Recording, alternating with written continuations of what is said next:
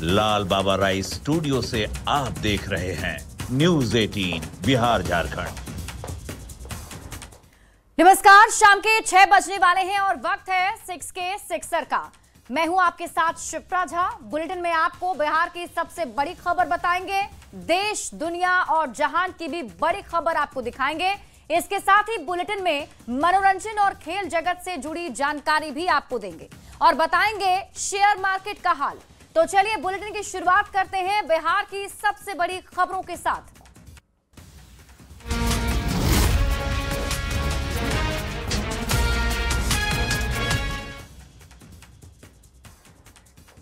तो बड़ी खबर से बुलेटिन की शुरुआत करेंगे। बिहार में गृह मंत्री का पदभार संभालते ही सम्राट चौधरी ने अपराधियों को चेतावनी दे दी है कि वो बिहार से बाहर चले जाएं, क्योंकि बिहार अपराधियों के लिए नहीं है।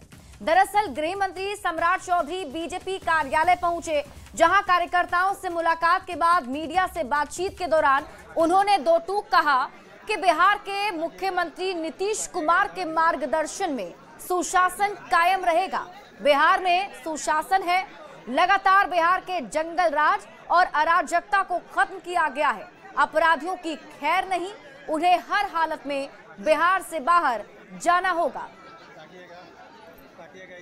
और नीतीश कुमार जी ने लगातार सुशासन स्थापित किया है और आगे भी सुशासन की पूरी व्यवस्था नीतीश कुमार जी के नेतृत्व में होगा और नीतीश कुमार जी के मार्गदर्शन में ही हो। कि बिहार में सुशासन है, बिहार में एक व्यवस्था कड़ी है। बिहार का सुशासन लगातार बिहार में अराजकता को समाप्त किया है, जंगल राज को समाप्त किया है। उस व्यवस्था को पूर्ण रूप से स्थापित किया जाएगा। लेकिन ये जरूर कहूँगा कि अपराधियों के लिए खैर नहीं है, अपराधी के लिए ये बिहार नहीं है। बिहार से बाहर ही अपराधी को जाना होगा। वहीं देखिए, शहनवाज हुसैन का भी बड़ा बयान सामने आया। सम्राट चौधरी को लेकर शहनवाज हुसैन ने बड़ा बयान दिया है। सम्राट चौधरी के गृह मंत्री बनने पर उन्होंने कहा कि अपराधियों को अब सावधान होना चाहिए। बिहार में आ गए हैं सम्राट, नीतीश के सुशासन को आगे बढ़ाएंगे। योगी मॉडल के सवाल पर उन्होंने कहा कि बिहार में सुशासन का मॉडल चलेगा।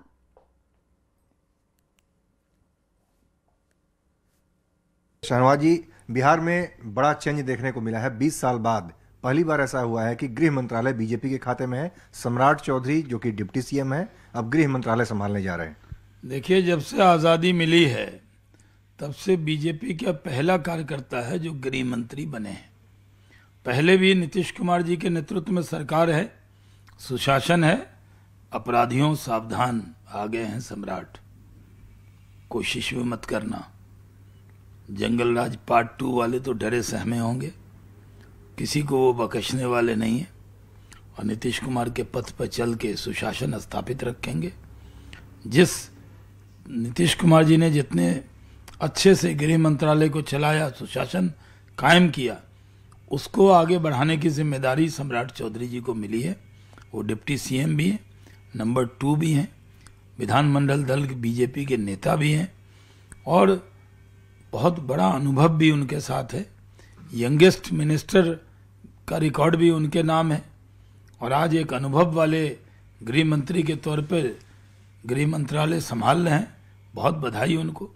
योगी मॉडल देखने को मिलेगा बिहार में, क्योंकि सम्राट चौधरी इस बात के समर्थक पहले से भी रहे हैं और इस बात को उठाया जाता रहा है। बिहार में कार्यकर्ताओं की डिमांड है कि योगी मॉडल बिहार में भी आना चाहिए। सुशासन तो नीतीश कुमार जी का मॉडल है, उसी को आगे बढ़ाएंगे।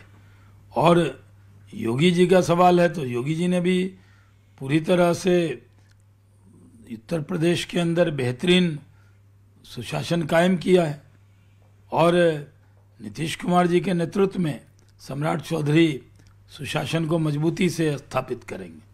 चलिए, बहुत बहुत धन्यवाद। तो ये थे बीजेपी के राष्ट्रीय प्रवक्ता सैयद शाहनवाज हुसैन। कैमरामैन अपू पाठक के साथ अमितेश सिंह, न्यूज 18 दिल्ली। वह देखिए, बिहार के पंचायती राज मंत्री बनाए जाने के बाद दीपक प्रकाश ने विभाग का पदभार संभाल लिया है। विभाग की जिम्मेदारी संभालने के बाद दीपक प्रकाश ने कहा कि आने वाले दिनों में पंचायती राज व्यवस्था को और मजबूत करने, एक एक व्यक्ति तक पंचायती व्यवस्था की पहुंच बढ़ाने और पंचायत स्तर पर राजस्व बढ़ाने के साथ ही युवाओं की भागीदारी सुनिश्चित करने पर काम किया जाएगा। इस वक्त हमारे साथ मौजूद हैं बिहार सरकार के पंचायती राज मंत्री दीपक प्रकाश। दीपक जी, आज आपने पदभार ग्रहण भी कर लिया, विभाग को समझने में भी वक्त लगेगा, लेकिन होता है ना कि हर विभाग संभालने के पहले मंत्री के मन में एक ड्रीम रहता है कि भाई हम जब इस विभाग में आए हैं तो हमारा ड्रीम ये है। तो हम 5 साल के बाद पंचायती राज को कहाँ देखते हैं? देखिए, पंचायती राज व्यवस्था और पंचायती राज संस्थाएं जो हैं भारत देश में लोकतंत्र प्रणाली जो है, राजनीतिक प्रणाली है, उसका एक अहम अंग है। पंचायत स्तर पे संस्थाएं जितनी मजबूत होंगी, जितनी सशक्त होंगी, लोगों तक लोकतंत्र उतना ज़्यादा पहुंचेगा, लोगों की सत्ता में सीधी भागीदारी भी बढ़ेगी। मेरी कोशिश रहेगी पंचायती राज के मंत्री के रूप में पंचायती राज की संस्थाएं मजबूत हो। एक खास कोशिश रहेगी कि पंचायती राज की संस्थाओं का खुद का रेवेन्यू का सोर्स हो। रेवेन्यू के सोर्स पे काम करने की ज़रूरत है। मेरी कोशिश रहेगी वहाँ काम करने की, और साथ में ये भी कोशिश रहेगी कि पंचायती राज संस्थाओं के अंदर चलने वाली योजनाओं में जहाँ कहीं भी रोजगार सृजन का स्कोप हो, विभागीय भर्ती के अलावे भी जहाँ कहीं भी रोजगार सृजन का स्कोप हो, उसके ऊपर काम किया जाए। नीतीश कुमार ने भी पंचायती राज पे काफी ध्यान दिया और महिलाओं को 50% आरक्षण भी दिया। उसके बाद महिलाओं की जिंदगी में एक बड़ा परिवर्तन आया। तो दीपक प्रकाश के सामने भी एक बड़ी चुनौती होगी कि आने वाले समय में महिलाओं को और आगे बढ़ाया जाए, पंचायती व्यवस्था को और सुदृढ़ किया जाए। जी, बिल्कुल। जैसे पहले की नीतीश कुमार जी की सरकार में महिलाओं के लिए पंचायत के स्तर पर अभूतपूर्व काम किया गया है। बिहार पहला राज्य है जहाँ पे कि महिलाओं के लिए 50% आरक्षण की व्यवस्था की गई थी। आर्थिक रूप से भी महिलाओं को सशक्त किया गया है। आगे आने वाले समय में पंचायतों का, पंचायती राज संस्थाओं का एक बहुत बड़ा रोल होगा पूरे बिहार में। महिलाओं, साथ साथ युवाओं को और पूरे समाज को, यहाँ के लोकतंत्र को, राजनीति को एक नई दिशा देने का, लोकतंत्र को मजबूत करने का। ग्रामीण इलाकों में पंचायती व्यवस्था में बहुत बड़ा बदलाव भी कुछ आने वाले समय में हो सकता है क्या?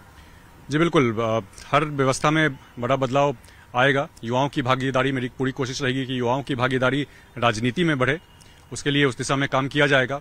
युवाओं के रोजगार के लिए, जैसे हम पहले बता रहे थे, उस पर भी काम किया जाएगा। बिल्कुल। तो ये था हमारे साथ पंचायती राज मंत्री दीपक प्रकाश। कैमरामैन अजय दुबे के साथ आनंद अमृतराज, न्यूज 18 नेटवर्क, पटना। बिहार में नई सरकार के गठन और विभागों का बंटवारा होने के बाद मंत्री पूरी तरह से एक्शन में आ गए। ताबड़तोड़ मंत्रियों ने अपने अपने विभाग की जिम्मेदारी संभालनी शुरू कर दी है। फिर से ग्रामीण कार्य विभाग का जिम्मा मिलने के बाद अशोक चौधरी ने पदभार ग्रहण कर लिया और इस दौरान अशोक चौधरी को बधाई और शुभकामना देने वालों का तांता लगा रहा। शूटिंग से सियासत को साधने वाली श्रेयसी सिंह को नई सरकार में खेल मंत्री बनाया गया है। श्रेयसी सिंह ने आज आईटी विभाग का पदभार भी संभाल लिया। इस मौके पर उन्हें बधाई देने वालों का तांता था। श्रेयसी सिंह ने कहा कि सरकार और जनता की उम्मीदों पर खरे उतरने के लिए दिन रात मेहनत करेंगे। चुनौतियों के सवाल पर कहा कि खेल के क्षेत्र से आती हूं, इसलिए चुनौतियों से घबराती नहीं हूं, उसका सामना करना है। श्रेयसी सिंह लगातार दूसरी बार जमुई से बीजेपी विधायक बनी है। वहीं महुआ से विधायक बने संजय सिंह को मंत्रिमंडल में शामिल किया गया है। एलजेपीआरवी से विधायक संजय सिंह को पीएचईडी मंत्री बनाया गया है।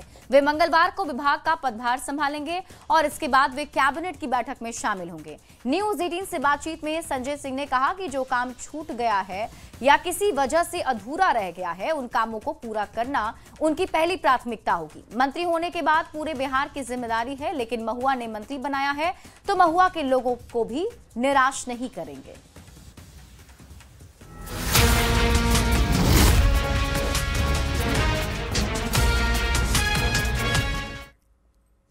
और अब आप देश विदेश की कर लेते हैं। पूर्वी चंपारण के चकिया में निर्माणाधीन विश्व के सबसे बड़े विराट रामायण मंदिर के लिए 33 फीट का शिवलिंग बनकर तैयार हो गया। शिवलिंग का निर्माण तमिलनाडु के महाबलीपुरम के पट्टीकाडु गांव में बीते 10 साल से हो रहा था। 33 फीट का शिवलिंग एक ग्रेनाइट पत्थर है। सड़क मार्ग से महाबलीपुरम से इसे 96 चक्का वाले ट्रक से पूर्वी चंपारण स्थित विराट रामायण मंदिर के लिए रवाना कर दिया गया है। शिवलिंग को रवाना करने के पहले पूजा पाठ की गई, फिर शिवलिंग को रवाना किया गया। कलाकारों ने करीब 10 साल में ये शिवलिंग बनाकर तैयार किया है। शिवलिंग को महाबलीपुरम से पूर्वी चंपारण स्थित विराट रामायण मंदिर परिसर पहुंचने में करीब 2 महीने का वक्त लग सकता है। शिवलिंग का वजन 210 मीट्रिक टन है। रास्ते में विभिन्न राज्यों के शहरों में शिवलिंग का स्वागत भी किया जाएगा। ये देश में किसी भी मंदिर में स्थापित होने वाला सबसे बड़ा शिवलिंग माना जा रहा है। समय लगेगा क्योंकि ट्रक जो है वो 96 टायर का ट्रक है और प्रति घंटा जो रफ्तार है वो 5 किलोमीटर ही रहेगी और कहीं कहीं वायर्स आएंगे, कहीं कहीं कुछ होगा तो ऊपर करना होगा, तो इसीलिए धीरे धीरे चलेगा और लगभग हम लोग 1 महीने में वो पहुंच जाएगा। 1 महीने में वो बिहार पहुंच जाएगा। स्थापित कब होगा, क्या उसके लिए भी कुछ निर्धारित हुई है तिथि? फरवरी में हम लोग उसको स्थापित करेंगे क्योंकि उसका जो अर्घा बनना होगा तो अर्घ पहले फिर बन के जब वो आ जाएगा उसके बाद ही अर्घा का निर्माण चालू होगा और फिर हम लोग सोचे हैं कि उसको सिल्वर कोटिंग करेंगे पूरे अर्घा को, तो उसमें भी थोड़ा समय लगेगा। तो ये बहुत भव्य शिवलिंग है जो बिहार वासियों के लिए एक मतलब उन लोग के लिए जो सपने हैं, जो बिहार विकसित बिहार का जो निर्माण होना है उसमें ये एक प्रोग्रेसिव उसमें काम करेगा और यहाँ के लोग की आस्था बहुत बढ़ेगी उस। और इस बीच रुक कर लेते हैं बड़ी खबर की ओर। दिल्ली से आपको इस वक्त की बड़ी खबर बताते हैं। इंटरनेशनल आर्म्स रैकेट का बड़ा खुलासा हुआ है। दिल्ली एनसीआर में पाकिस्तान से भेजे गए हथियार बरामद किए गए हैं। पाकिस्तान से ड्रोन के जरिए पंजाब ये हथियार भेजे गए थे। गैंगस्टर्स को हथियार सप्लाई करने वाले 4 आरोपी भी गिरफ्तार किए गए हैं। लॉरेंस, बम्बीहा, गोगी और भाऊ गैंग को सप्लाई की जानी थी। भारी मात्रा में अत्याधुनिक हथियारों की खेप भी बरामद हुई है। तस्वीरें भी आपके टीवी स्क्रीन पर आपको दिखा रहे। देखिए, बड़ी कार्रवाई की गई है। इंटरनेशनल आर्म्स रैकेट का ये बड़ा भंडाफोड़ किया गया है जिसमें कई हथियार जो हैं वो बरामद किए गए हैं और जानकारी मिल रही है कि पाकिस्तान से ये हथियार भेजे गए और बताया ये भी जा रहा है कि ड्रोन के जरिए ये पंजाब भेजे गए थे। दुबई में शुक्रवार को एयर शो के दौरान भारतीय एयरफोर्स का विमान तेजस हादसे का शिकार हो गया और इस हादसे में कांगड़ा के रहने वाले विंग कमांडर नमन सयाल शहीद हो गए। नमन नगरोटवा बंगवा विधानसभा की पटियालकर पंचायत के वार्ड नंबर 7 के पड़िया लक्कड़ के रहने वाले थे और इस हादसे में कोर्ट ऑफ इंक्वायरी के आदेश दिए गए हैं। वहीं नमन सयाल की शहादत की खबर से पूरे इलाके में शोक की लहर है। नमन सयाल की पत्नी भी वायुसेना में पायलट हैं और उनकी एक 7 साल की बेटी है। पिता जगन्नाथ रिटायर्ड सैन्य अफसर हैं और प्रिंसिपल हैं। हादसे पर सीएम सुक्खू, नेता प्रतिपक्ष जयराम ठाकुर समेत कई लोगों ने शोक संवेदना प्रकट की है।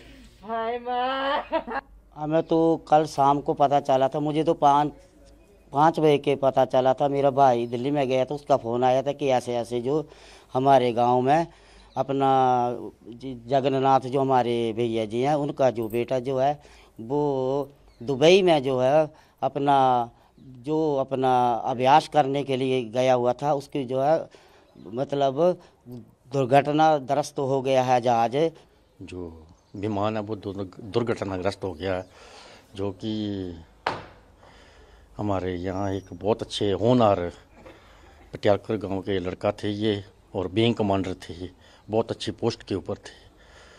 तो सब जो रात को हमारे को पता लगा तो हम उस टाइम ही मतलब पता हमने किया पता कि ऐसे ऐसे हो गया। फिर हमने प्रधान को फ़ोन किया, शशि प्रधान एक्स प्रधान है हमारे, ये इनको फ़ोन किया कि ऐसे ऐसे बात हो गया। बोलता हाँ यार ऐसे ऐसे हो गया है। डोनाल्ड ट्रंप जूनियर ने हाल ही में भारत का दौरा किया और इस यात्रा ने काफी सुर्खियां बटोरी। जामनगर की अपनी यात्रा के दौरान ट्रंप जूनियर ने अनंत अंबानी के निमंत्रण पर रिलायंस फाउंडेशन के dream project Vantara wild life centre का दौरा किया और वन्य जीव बचाव और संरक्षण के लिए प्रशंसा भी व्यक्त की। ट्रंप जूनियर यहां की सुविधाओं और अंबानी परिवार की पर्यावरण और संरक्षण के लिए भी की जा रही कोशिशों से काफी प्रभावित हुए। Hi guys, Donald Trump Jr. And I got to just say, what an incredible experience I saw here. The vision, the conservation benefit of taking all these animals, rescuing them, and giving them this life. This is better than I live. It's just so spectacular to see the animals here in the habitat that you create that mimics their natural habitat. You see a life in their eyes that you just don't see anywhere else. It's just an incredible place. So I highly recommend anyone who has a chance to come here to Vantara. You must do it. It's truly a wonder of the world. And what you've done with your vision is unlike anything I've ever seen. Thank you for coming and seeing what we do for the wildlife and how we care for animals.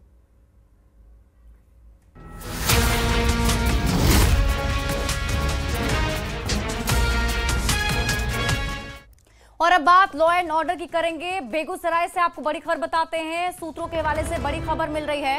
अपराधी और police में मुठभेड़ की खबर है। अपराधियों और police के बीच गोलीबारी हुई है। पुलिस की गोली से एक अपराधी घायल भी हो गया है। भारी मात्रा में हथियार भी बरामद किए गए हैं। पुलिस और एसटीएफ की संयुक्त कार्रवाई हुई है।